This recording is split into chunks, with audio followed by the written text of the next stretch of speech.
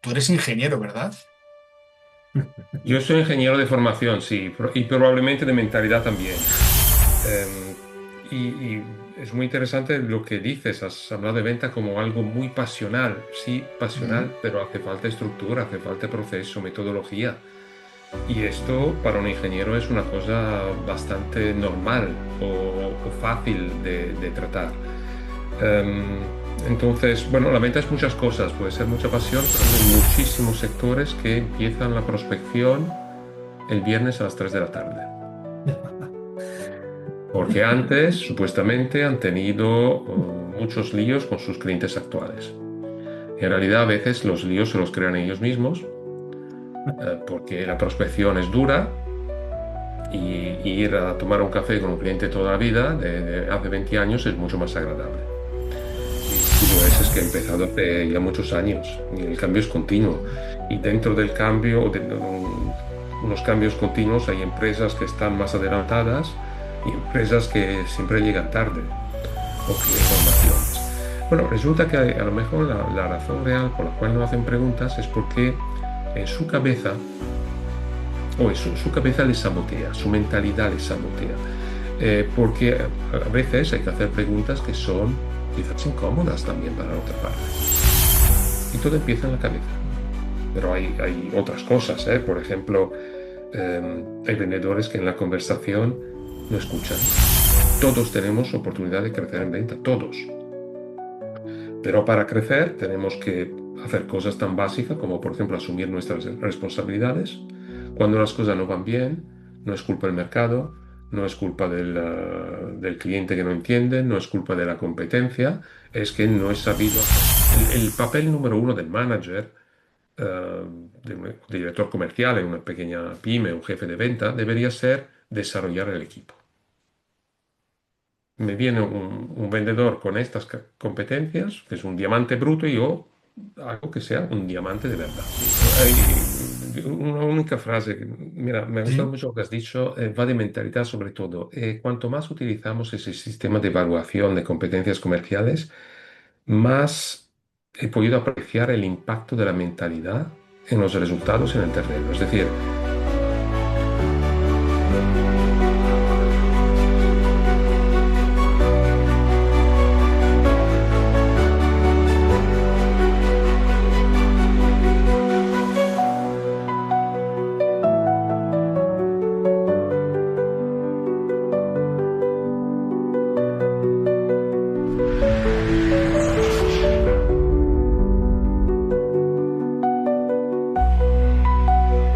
Hola, ¿qué tal? Buenas tardes, o buenos días, buenas tardes, buenas noches, que es lo que solemos decir siempre cuando arrancamos estos podcasts, porque cada uno luego los consume cuando lo cree más interesante, cuando tiene un hueco. Un nuevo capítulo de Hablando Comercialmente. Ya sabéis, todos los que nos seguís, que lo que hacemos es charlar con expertos alrededor de todos aquellos temas que preocupan o que deberían preocupar al entorno de la distribución B2B. Y que lo que les puede llegar a hacer es asegurarles un poco más el futuro, es decir, extraer ideas, conocimiento que les ayuden a reflexionar, ¿no? En esta ocasión, buenas tardes, Vicente. Buenas tardes, Pablo. Ya me he descubierto a qué hora del día estamos grabando esto. Buenas tardes, Enrico, ¿cómo estás? muy bien, gracias, buenas tardes, Pablo y Vicente. Es un placer tenerte aquí, de verdad, porque de alguna manera tú aglutinas un poco todos los perfiles a los que nos estamos dirigiendo. Ahora hablaremos un poco de qué es Excelia, pero en la definición de lo que es Excelia utilizáis una serie de palabras que encajan perfectamente con aquello que es nuestro objetivo, ¿no? Habláis de B2B, de negocio B2B, habláis de Eh, éxito. Habláis de esfuerzos, de transformación y de ventas.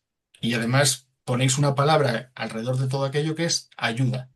Entonces, eso es un poco lo que nos ha atraído, aparte de que te conocíamos, de haber estado contigo en algunas, Vicente en su caso, algunas ponencias, y yo viéndolas, ¿no? Viendo esas ponencias, nos atraía un poco. todo este conglomerado, ¿no? Esta definición que ayuda, que se dirige a esos perfiles a los que nosotros nos queremos dirigir, ¿no?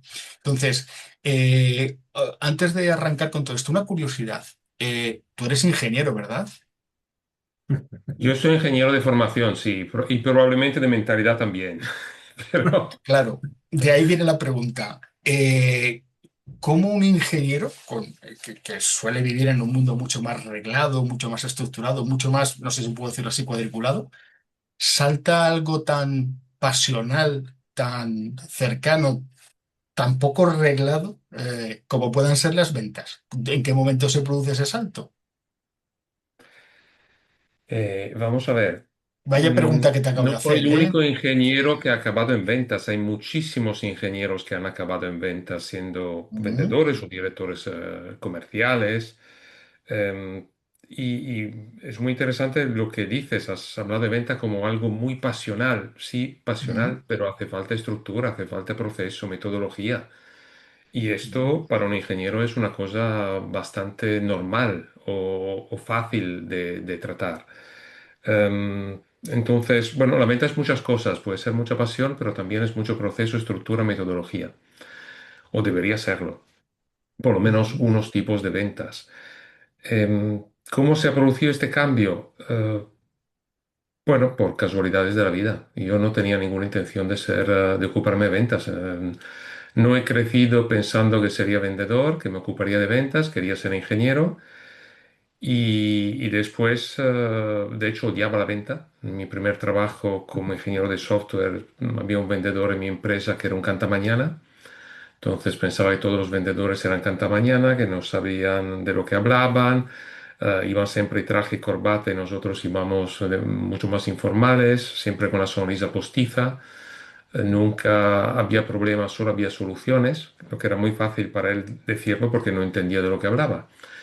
Pero entonces, desde esa posición, bueno, la vida me ha llevado a tener que vender para sobrevivir, para llegar a finales de mes. Y entonces me he acercado a esta profesión, primero en consultoría para directores generales y comerciales, pensando en toda la parte de procesos, metodología de organización comercial, de cómo gestionar la organización comercial. Y después, bueno, con los vendedores. Y el cambio se hizo porque, bueno, para llegar a final de mes tenía que vender mis servicios. Yo Y pensé que la ahora, respuesta, Nada eh, enseña más que la necesidad, esto es verdad. claro, os iba a sí, decir sí, que por necesidad. Y después por necesidad descubres cosas que no sospechabas. Por ejemplo, yo creo que el vendedor que estaba en esa startup en que yo era ingeniero era un muy mal vendedor. em, que, bueno, tenía muchas ideas preconcebidas que no eran las correctas sobre esta profesión. Y ahora la cosa que más me divierte es acompañar vendedores en la calle. La semana pasada acompañé a tres y, bueno, ves cosas y no sé, es tremendamente divertido, interesante, enriquecedor. Bueno, así que sí, ha habido algún cambio. Muy interesante y incluso esa última experiencia. A mí, bueno, ya sabes, me hacía especial ilusión tenerte aquí porque hace años que nos conocemos y nos han unido muchas cosas, ¿no? Vamos a decirlo así. Y, y esa evolución tuya, pues la verdad, porque dijéramos, comparto ese punto de vista de que hace falta método, procesos, y no llego al punto de que las ventas son métricas y son números, ¿no? También hay una parte de empatía y de situación humana, pero, pero eso hemos compartido muchas veces. Muchas conversaciones sobre herramientas y decías algo muy interesante. De hecho, como contaba Pablo, en en este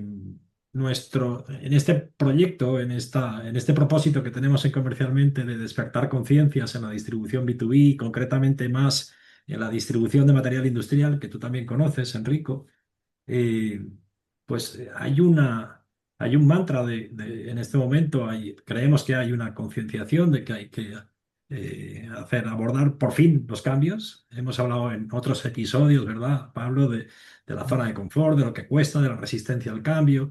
Hemos tenido expertos en eso. Y creo que tu testimonio es muy interesante, mucho, porque efectivamente, ese sector de la distribución de material industrial, hay una venta técnica, hay una venta en la que el vendedor sí tiene que saber, tiene que acompañar en el proceso de compra de su cliente, ¿no? Tiene que aportar valor por sí mismo. Eh, ¿Cómo ves tú ese cambio que se ha producido en ese sector concreto que tú también conoces, de pasar de recoger pedidos a tener que asumir y desarrollar nuevas competencias? Eh, ¿Cuál es tu visión al respecto? Bueno, yo ahora llevo algún tiempo un poco alejado de este sector, pero mi visión es que, a ver, se trata en general, de un sector de venta de material fungible, donde el rol del vendedor sí tiene que vender cosas nuevas, pero hace mucho de gestor de cuenta, realmente, que es un rol muy distinto al de vendedor. La semana pasada acompañaba a vendedores que cada cliente que ven tiene que intentar venderle algo nuevo. Una vez vendido, pues ya está. La relación con ese cliente se ha parado, ¿no? En mucha distribución o distribución de fungibles, no solo de material industrial, pero fungibles químicos u otros, ¿no? Eh, se, bueno, el cliente va comprando por su propia, por las dinámicas de su propio negocio y lo que es importante es hacer que te compre a ti. Y de ahí creo mucha énfasis que se ha dado históricamente a la relación personal con este cliente. Ahora, bueno, la relación personal, pues en un momento un poco de crisis o cuando aprieta el zapato, pues se hace quizás menos poderosa que antes y después hay que hacer venta cruzada, hay que hacer upselling, hay que intentar ir un poquito más allá. Y ahí donde veo que muchos vendedores que han vivido de esta relación y que consideran que la venta es sobre todo relación, tienen problemas o les cuesta salir de ese molde. Em, entonces, bueno, cambios hay, los habrá, los ha habido siempre. Hay vendedores que salen de ese molde y vendedores que no. Yo, por ejemplo, un vendedor que al final es es sobre todo un gestor de cuenta, tradicionalmente tiene unos problemas tremendos en buscar negocio nuevo, en buscar clientes nuevos. Em, Suele pasar su tiempo con los clientes de siempre, cuidando la relación, a veces incluso demasiado, pero estando en su zona de confort y no sale necesariamente a buscar clientes nuevos. Me ocurre en muchísimos sectores que empiezan la prospección el viernes a las 3 de la tarde. Porque antes, supuestamente, han tenido muchos líos con sus clientes actuales. En realidad, a veces los líos se los crean ellos mismos, porque la prospección es dura y ir a tomar un café con un cliente toda la vida, de hace 20 años, es mucho más agradable. Entonces, yo creo que la parte de gestionar la relación, de mantener esa relación continuada, antes era tomar el pedido. Yo recuerdo haber estado hace años en distribución alimentaria acompañando a un vendedor. Entramos en un distribuidor a las 10, nos recibe el responsable de compras y 2 horas de charla. Han hablado de fútbol, han hablado de gobierno, han hablado de mujeres y a las 12 menos 5, prácticamente 2 horas más tarde de haber entrado, el comprador saca una hoja de pedido ya prerellenada de debajo de la mesa y dice, este es tu pedido semanal. Ahora te lo has ganado después de 2 horas de conversación así. Bueno, esto eso era hace unos 20 años, ya se acabó pronto, se jubiló el dueño, entró el hijo que no quería saber nada de este comprador ya mayor, que era también el hombre de confianza de su padre, pero no suyo, y al vendedor le dijo, oye, para venir a hacer eso tú no vengas. No me aportas nada, ¿no? Que los pedidos te los paso por email en esa época y ya está. Y ahora los pedidos por email, como lo que se llama en la distribución a veces por el B2B, por el e-commerce, y dentro de poco por inteligencia artificial y ya está. Y el vendedor tiene que aportar algo más. Puede ser utilizado más estratégicamente en prevenir problemas gordos, buscar nuevas oportunidades, hacer cross-selling, pero bueno, hay mucha resistencia, como en todos los Hablaremos de sitios. eso. Hablaremos de eso. Pablo, creía que tenías alguna pregunta para Enrico, me parece. Sí, bueno, claro, tenía varias, pero por que dé juego un poco la conversación, me la salto y me voy a esto. O sea, has hablado de alguna manera en ese ejemplo del relevo generacional de hace 20 años, o sea, de alguna manera. El relevo generacional hoy en día también bueno, no sé cómo decirte, es un motor que provoca ese cambio o hay una diferencia cómo eran las cosas antes y cómo son ahora, ¿no? En cambio, teniendo en cuenta que según lo que tú has comentado, estamos permanentemente en cambio. Quizá lo que haya que hacer es tomar la decisión de subirse a ese ritmo de cambio o no, ¿no? No sé un poco. O sea, es Bueno, decir, no es una yo época especial siempre de cambios. no creo que sea una época especial de cambio, o si lo es que No. ha empezado hace ya muchos años y el cambio es continuo. Ujú. Y dentro del cambio, unos cambios continuos, hay empresas que están más adelantadas y empresas que siempre llegan tarde o que cuando no les queda más remedio deciden cambiar. Entonces hay siempre un conjunto de situaciones, pero yo acuerdo incluso en distribución de material eléctrico, distribución industrial.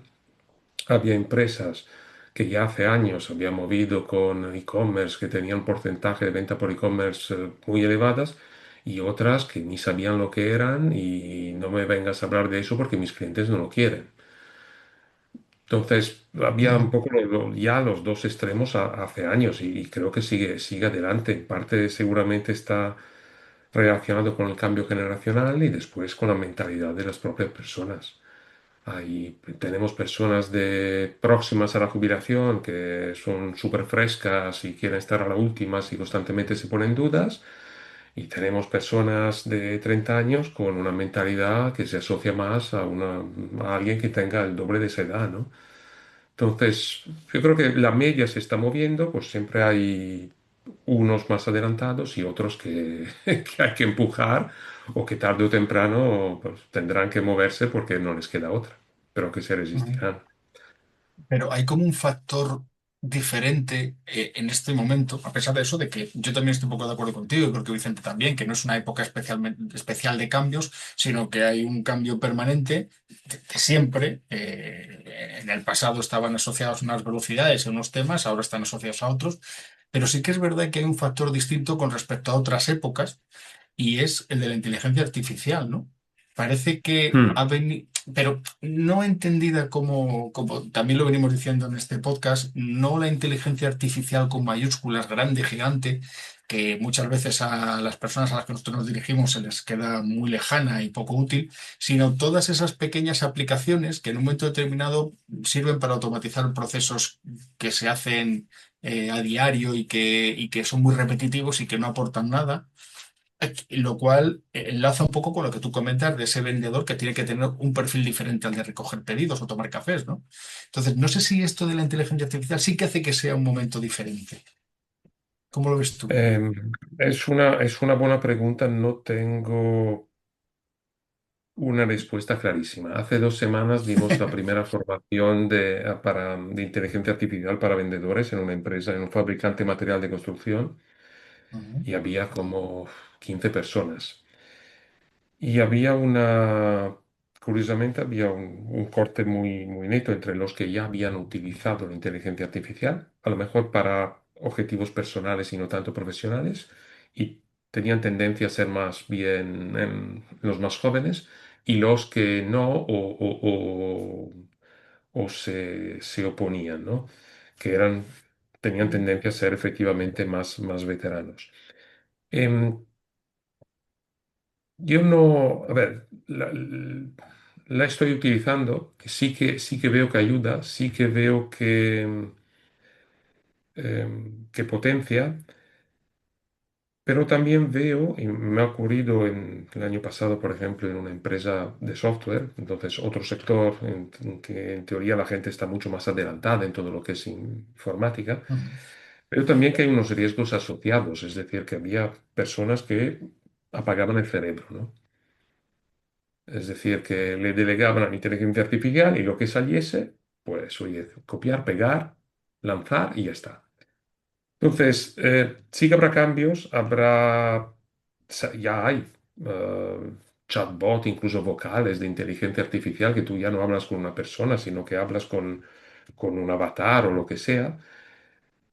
Habrá toda una serie de cosas que probablemente pasen por ahí de la relación comercial. Quitará seguramente la parte de toma de pedido que debería haber ya desaparecido desde hace tiempo. Posiblemente muchas partes de customer service. Em, pero no tengo un claro. Sé que impactará. Hasta qué punto impactará, no lo sé decir. Porque también veo muchas empresas que se han lanzado, bueno, muchas, ¿no? Algunas empresas que se han lanzado, pero que quizás se han lanzado demasiado pronto. Quizás no ha acabado de servirles como pensaban, quizás eran más ambiciosas de lo que se podía hacer. No me queda aún claro. Sí que es una transformación, sí que va a impactar y por eso nos hemos puesto también. Sí que la utilizamos para unas cuantas cosas como potenciador de productividad en el día a día. También a veces para plantear reuniones comerciales, para analizar reuniones comerciales. Por ejemplo, un uso que a mí me parece tremendo y le encuentro un valor increíble es si una conversación comercial ha sido grabada, porque es por Teams, bueno, o tenemos una transcripción, pues dar a la inteligencia artificial con una serie de criterios para que haga el análisis, sugiera próximos pasos, haga el perfil psicológico de los interlocutores. Entonces, incluso es capaz de decir, bueno, con Pablo Gómez hay que hablarle de estas cosas porque ha dicho todas estas frases y esto indica que es un perfil más bien azul y verde, por ejemplo, mientras que Vicente Martínez ha dicho todas estas frases y por eso le asociamos más bien a otro tipo de perfil. Entonces, todo esto son valores muy grandes realmente que se pueden sacar, pero ya para sacarlo hace falta un cierto tipo de sofisticación. Es decir, hay que decirle en base a qué criterios de perfiles psicológicos analizar el interlocutor. Entonces, si ya no sabes, no se te ocurrirá preguntarlo y no sabrás interpretar la respuesta, ¿no? Entonces, bueno, sí que habrá cambios. Mm, No sé muy bien dónde acabará. Por lo tanto, aún me quedo un poco prudente. Es muy interesante. Yo desde que conozco a Enrico en esto sí que nos ha dado muchas lecciones porque como contaba en sus orígenes como ingeniero de software, y sin embargo hay un par de frases de Enrico que sí le han hecho famoso en esta relación. Una eh, es una gran verdad. Dice, si tu empresa es un caos y le metes tecnología, lo único que harás es potenciar el caos. Y esto es, viniendo de un experto pues tiene un valor inmenso y coincide, Enrico, con lo que acaba de publicar McKinsey, ¿no? Que los early adopters de la IA, pues el grado de satisfacción, bueno, o que el 95% de los proyectos han defraudado o han defraudado expectativas en este tema. Se ha puesto la tecnología antes, que siempre es un medio, nunca es un fin, antes de hacer esa labor introspectiva de qué quiero conseguir y parece que ese hype, pues bueno, va a tener un periodo de madurez interesante.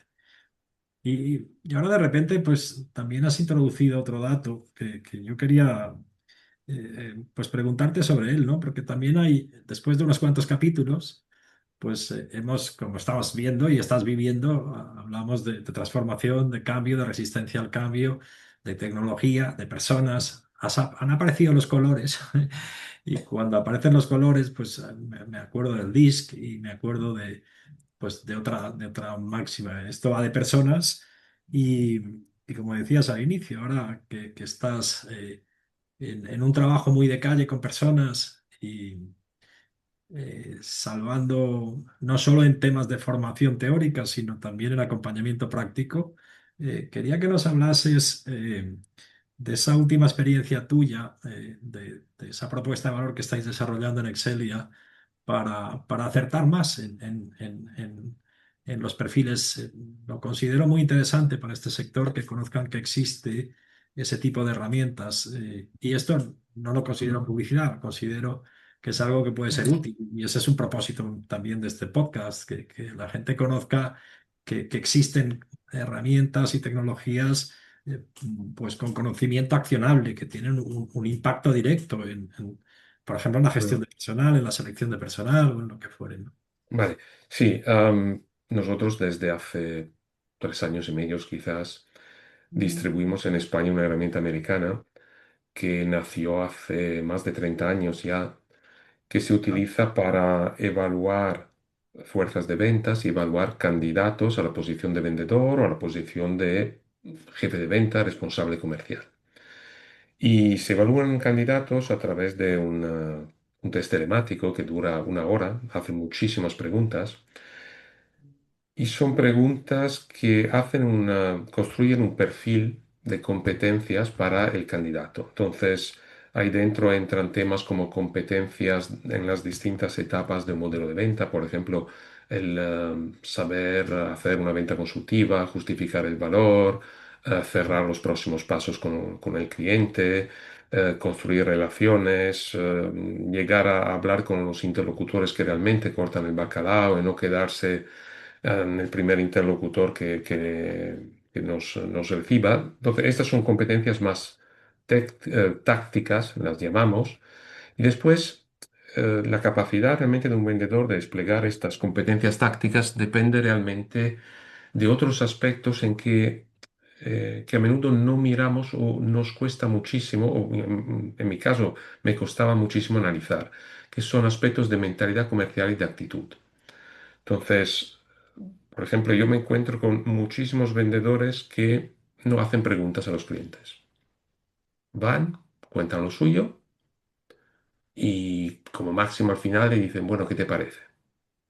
Pero no investigan cuál es la situación del cliente para entender si su propuesta puede tener sentido, cómo adaptarla. No, al no investigar tampoco consiguen encontrar palancas por las cuales el cliente realmente debería comprar su producto o su producto es apto para ese cliente. Y entonces una pregunta puede ser, bueno, ¿por qué no se hace preguntas? Porque al final seguro que cuando el jefe de venta les acompaña y dice, oye, tienes que hacer más preguntas o se les explica informaciones.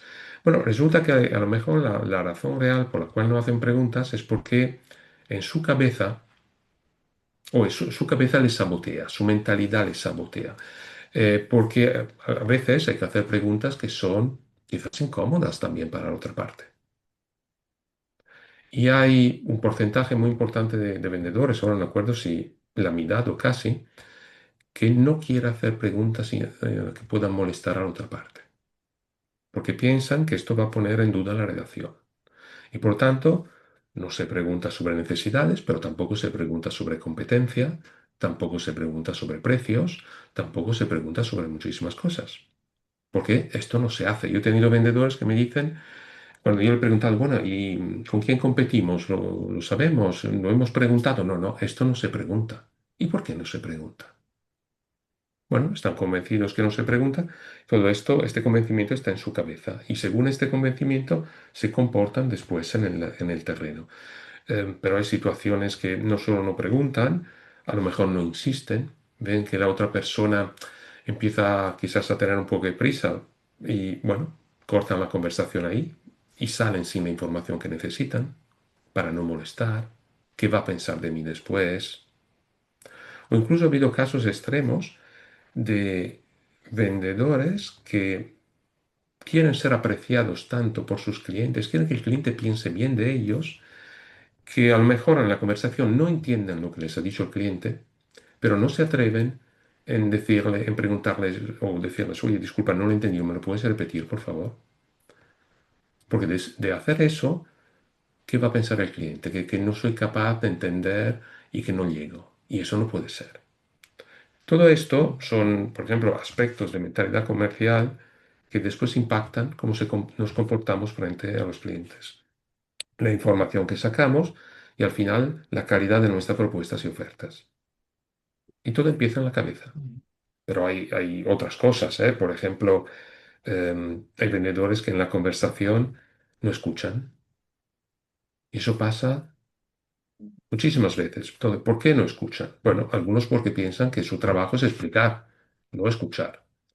Otros porque se dejan llevar por las emociones. Por ejemplo, me ocurrió de acompañar a una vendedora y el cliente abre las puertas a unos nuevos proyectos, oportunidades muy jugosas, Y yo me esperaba que la vendedora empezase a hacer preguntas y profundizar en esas oportunidades, pero no, cambia de tema. Al salir de la visita le pregunto, oye, no he entendido muy bien lo que has hecho, ¿por qué has cambiado de tema? Y me mira sin saber de lo que yo estaba hablando. Me dice, no, no, el cliente no me ha dicho nada de todo eso. Ni lo había oído. Es que estaba tan concentrada en lo que ella tenía que decir que no había oído. Y esto pasa, esto u otras cosas. Por ejemplo, tengo un vendedor que si el cliente al principio de la visita le da una palmadita en la espalda, él está convencido que la venta ya está hecha, que ya no hace falta escuchar críticamente lo que dice el cliente. O al revés, si el vendedor le da una mala noticia al principio de la visita, su cabeza no para de dar vueltas a esa mala noticia y ya no es presente, no está presente en el resto de la conversación. Todo esto empieza en la cabeza y después se traduce en comportamiento. Entonces, este sistema que tenemos mide alguna de estas, bueno, muchas de estas partes psicológicas y mide también temas de actitud que al final son necesarios para crecer en venta. Todos tenemos oportunidad de crecer en venta, todos. Pero para crecer tenemos que hacer cosas tan básicas como, por ejemplo, asumir nuestras responsabilidades. Cuando las cosas no van bien, no es culpa del mercado, no es culpa del cliente que no entiende, no es culpa de la competencia, es que no he sabido hacer que las cosas fuesen mejor. Empieza con, tengo que aceptar que tengo que cambiar yo. Y hay un porcentaje enorme de vendedores que si las cosas no van bien, es que la empresa no le da las herramientas, que vendemos demasiado caro, no me dejan bajar a precios, nuestro producto no es bueno, el mercado no tira. La responsabilidad es de todos, excepto suya.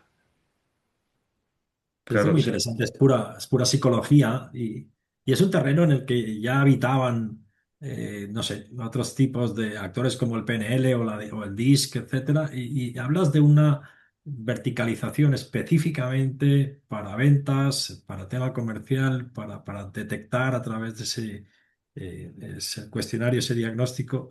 Y tengo mucha curiosidad, ¿cómo es después la evolución?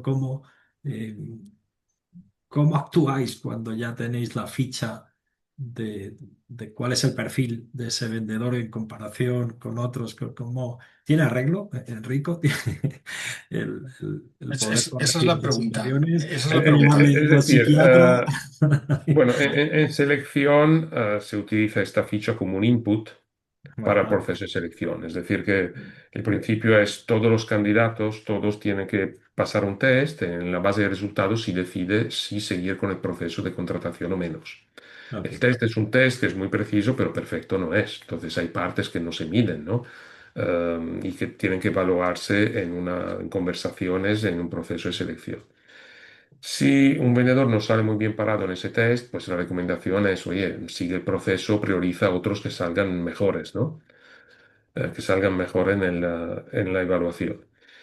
Cuando se utiliza este sistema para evaluar vendedores en plantilla, Ah, es. ¿tiene arreglo? Depende. Pausa Vendrá. dramática y Me No, imagino, me depende. A imagino, ver, ha habido. me imagino. Al final, esto lo que hace da una foto de una persona en un momento específico. La gente puede evolucionar y puede cambiar. Y cambia. Sin embargo, hay dos aspectos que hay que mirar. La primera cosa es, ¿tienen ganas de cambiar o no? Porque si no hay totalmente eso, sí. entonces no hay arreglo. Y la otra cosa es, algunas personas empiezan desde muy bajo. Tienen un recorrido para mejorar mucho más grande que otros. Entonces, bueno, hay que estar dispuestos a invertir tiempo y esfuerzos para mejorar las competencias de estas personas durante tiempo. Yo he tenido, mira, vendedores que no habría dado un duro por ellos después de ver el resultado y que después han obtenido muy buenos resultados, han mejorado muchísimo, pero han requerido año y medio de esfuerzos. Y esfuerzo significa formación, acompañamiento, herramienta, procesos, estar muy, muy encima. Y no todos o no todas las empresas pequeñas, medianas tienen las ganas o los recursos para poderlo hacer. Claro. Hay un dato importante ahí, es que aunque haya sido año y medio, ha habido una voluntad por parte de ese vendedor de evolucionar, de adaptarse, de mejorar, de crecer, ¿no? O sea, Pero lo cual, esta es la base. Si Sí, no hay sí, eso, es incluso en imposible. su empresa, por entender que el activo más importante son las personas y de poner a su disposición pues la formación, las herramientas, la metodología para poderlo hacer. Ese es un ¿qué- poco el gap en estos momentos. perdón, perdona, Vicente, ¿qué papel juega en todo esto el talento, Enrico? O sea, es un factor, supongo que importante, ¿no? Que fundamental, porque una cosa es la motivación, las ganas, el querer ese cambio y otra cosa es el talento. Vale, defíneme talento. Ahí me has pillado. Talento, pues el, no sé, quizá la mezcla de habilidades y conocimientos y experiencia que te permite en un momento determinado sentirte seguro y afrontar determinados procesos.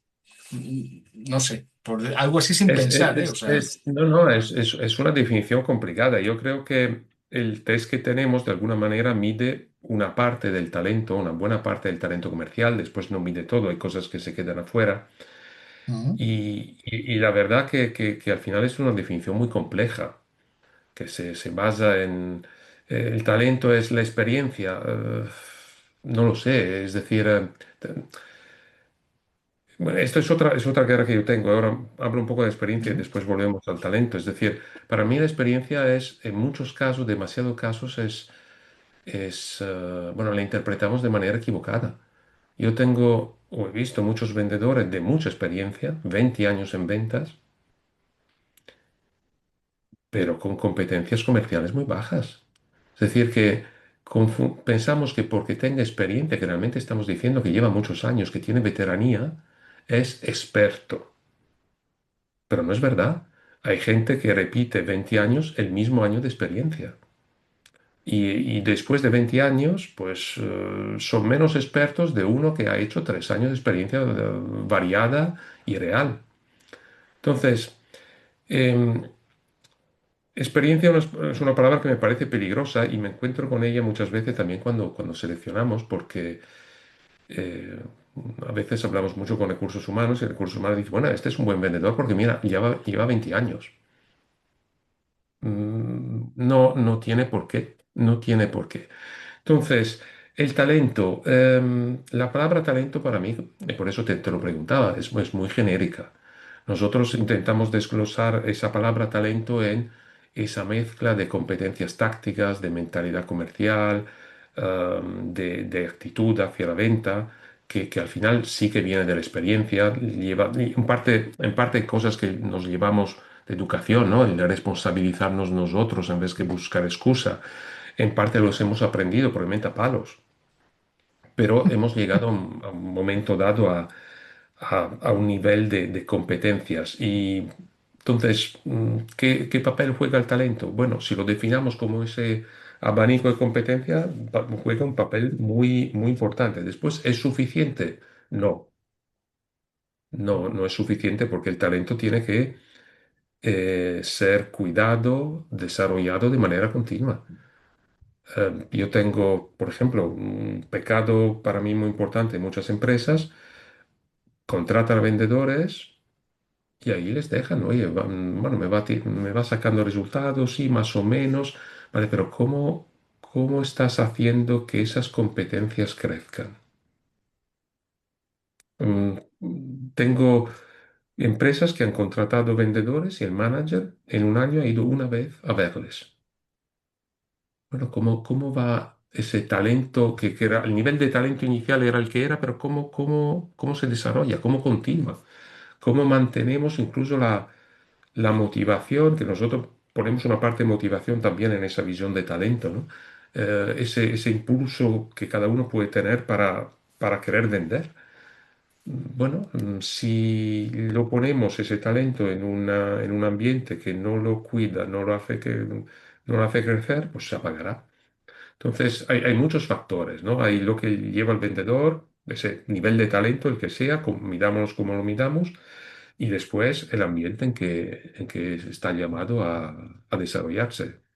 Hablemos, Enrico, si te parece, de ese ambiente, un poquito, porque, sabes, Eh, conoces perfectamente cuál es el foco que estamos poniendo en esta iniciativa. Hablamos de distribución profesional, muchas veces familiar, de material industrial. Esa es nuestra audiencia a la que nos dirigimos. Y conoces perfectamente cómo ha habido un movimiento de concentración en grandes compañías, grandes cadenas, aparición de nuevos competidores, de category killers que están transformando el mercado. Por lo tanto, esas pymes pequeñas y medianas que hasta hace poco, en los últimos estudios de alguna patronal, era dentro de la gestión de la cadena de suministro, era un eslabón de la cadena que era el preferido de sus clientes, instaladores, reformistas, porque tenían un trato más familiar, esa parte de relacional que tú conoces, y las grandes cadenas y los grandes competidores en algo mucho más impersonal. Pero, sin embargo, los datos están ahí. Es decir, cada vez los grandes son más grandes y cada vez los pequeños, se habla mucho de qué tamaño crítico tienen que tener, de transformar las centrales de compra en transformarlas en centrales de venta. Hablo de todo esto por el ambiente al que tú te refieres. ¿Cuál es tu visión? Me gustaría que dieras algún mensaje positivo, ¿vale? Porque hay mucho catastrofista en esto, ¿no? Que auguran la Yo, desaparición. Yo quisiera. mirando, comparando con otros sectores, me parece que en general la distribución industrial en España, la pequeña empresa lo ha hecho bastante bien, sobre todo federándose en centrales de compras, pudiendo competir o teniendo condiciones económicas que están a la par con las grandes empresas. Yo creo que, no sé, centrales como Aguna tienen quizás el volumen de compra más grande de España, posiblemente. Y eso les da, permite a los pequeños llegar a condiciones económicas. Pero yo cuando hablaba de ambiente, no era solo eso, era, y para volver a vendedores, ¿no? El vendedor, ahí debería haber como una simbiosis entre vendedor y manager.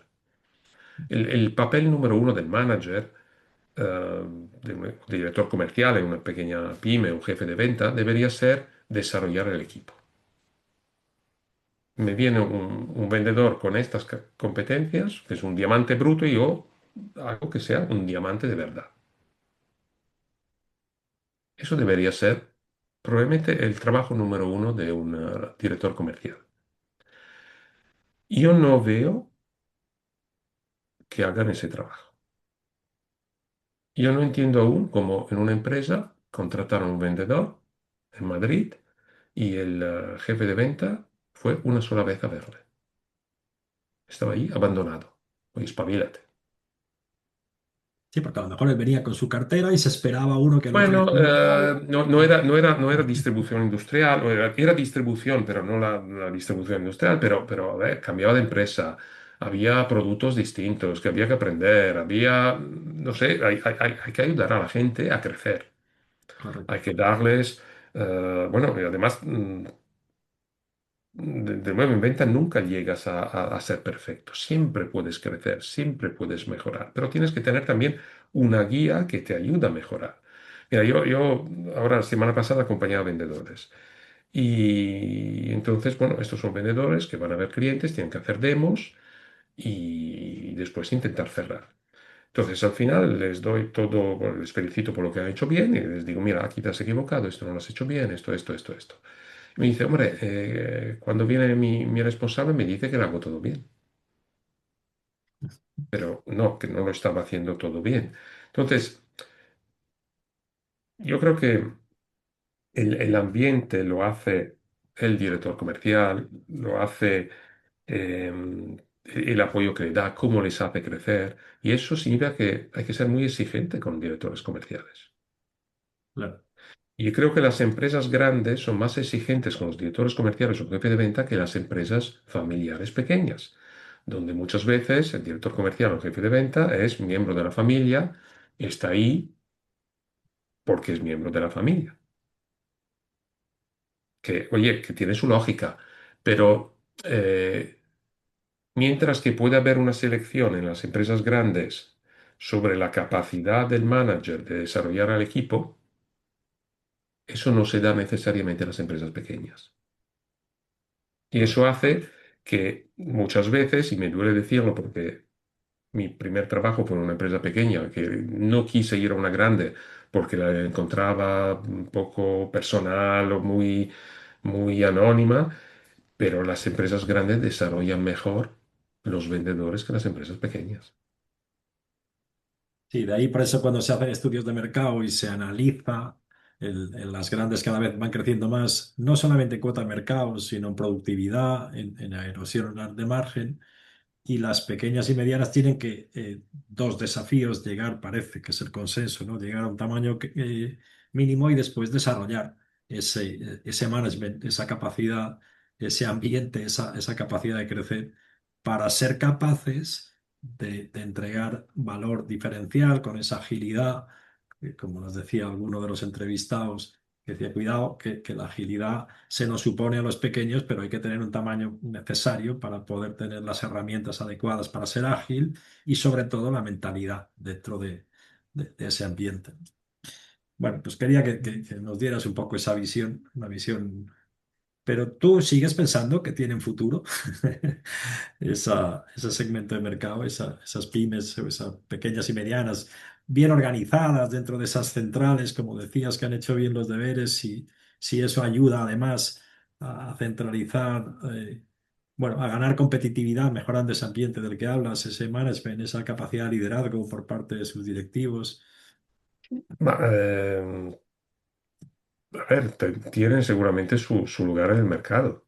Quizás irán a unos nichos que pueden ser geográficos, que pueden ser sectoriales, que pueden ser de segmento de cliente específico, pero yo creo que tienen su cabida. Y que es verdad que hay más concentración, pero históricamente en España se decía que cuando se decía un distribuidor se abren dos, ¿no? O algo así. Es decir, que es muy fragmentado. Esto es un poco como Italia, que hay sectores, y creo que Italia es aún más fragmentada que España casi, ¿no? Ni tenemos concentración en cadenas hoteleras, por ejemplo. Em, bueno, creo que tiene su papel. Ahora, los clientes grandes, no lo sé. Es decir, no sé cuál es exactamente el nicho al donde más eficientes o más efectivos pueden ser. Pero seguramente un nicho lo tendrán. Ahora, yo creo que como todos, uno no puede quedar separado. Eso es. ¿No? Pero es Quizá. la idea. Es la idea que estamos lanzando un poco desde el principio, ¿no? Y ahí viene lo de llamar a la reflexión. Llamar a que den una vuelta, llamar a que...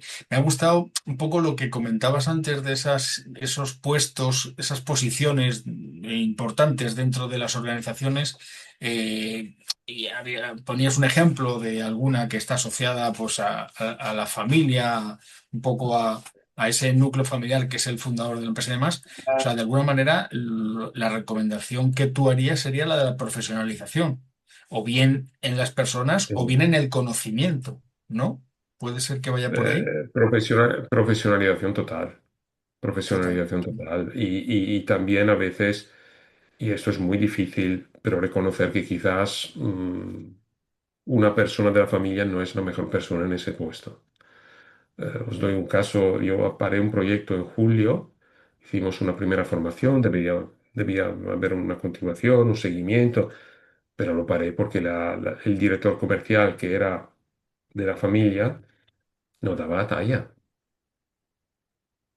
Ujú, Y es muy triste decirlo, ujú. pero no era la Bueno, persona que tenía que estar en esa posición. Y eso tarde o temprano se acaba pagando. si ese es el faro de sus de su equipo comercial, pues mal vamos. Era un poco lo que decía Vicente antes, que a su vez decías tú del caos, ¿no? Si hay caos, por mucho que... Caos, falta de exigencia, falta de dirección, falta de todo. Ahora, hay vendedores que en esa organización específica estaban la mar de contentos porque hacían lo que querían todo el día, toda la semana. Mm, Pero era un bajo retorno de inversión para la empresa. Y con empresas así, con estructuras así, con organizaciones así, ¿también hay un nicho para ellos? ¿O para ellos no hay ningún tipo de nicho si no dan ese paso hacia la profesionalización? A ver, yo las organizaciones que veo sí, no, no sé si, bueno, generalizo en la base de mi limitada experiencia. Suelen ser clientes también de muchos años, que Ujú. entraron y de alguna manera se han quedado ahí, pero los clientes también se profesionalizan. Los departamentos de compras también se profesionalizan. Y bueno, puede la inercia, pueden los contactos, pero llega un momento que si no se hacen las cosas bien, se paga el precio. Eso es inevitable. Vale para las grandes y vale para las pequeñas. Pero es que las grandes suelen no tolerar ciertos comportamientos demasiado tiempo. Suelen, ¿eh? Después puede haber excepciones. Por lo tanto, ese director comercial en una grande no habría prosperado. Muy bien. Oye, estamos en un tono un poco triste, así que me gustaría, estamos terminando el Qué final triste, de... no, hay muchas oportunidades de mejora. Esto es magnífico. Exacto, iba a decir. Quería precisamente animaros a eso, ¿no? La idea, además, lo hemos comentado los tres off the record en alguna ocasión. La idea es empezar con esta, creo que con este tipo de episodios estamos terminando una fase de agitar conciencias, de decir que efectivamente acabar con ese mensaje. No todo el mundo va a querer, algunos ya están pensando en vender, en cerrar, en agruparse, no hay capacidad, pero para quien quiera, hostia, el final es el que quiere puede con esto, ¿no? Sí se puede si tienes con esto. Entonces, de alguna forma, en esta agitación de conciencias, Enrico, queremos, con todos los entrevistados, hemos terminado un poco igual, ¿no? Es decir, con un mensaje positivo, tratar de tener ese mensaje positivo y avisando al entrevistado que nuestra función es hacer de caja resonancia. Si nuestros oyentes, si nuestros escuchantes tienen interés en profundizar, oye, aquello que dijo el italiano que me gustó por lo que tenía de aquel, bueno, pues que poderte traer un día para aterrizarlo en conocimiento práctico, como decía, y accionable para quien quiera,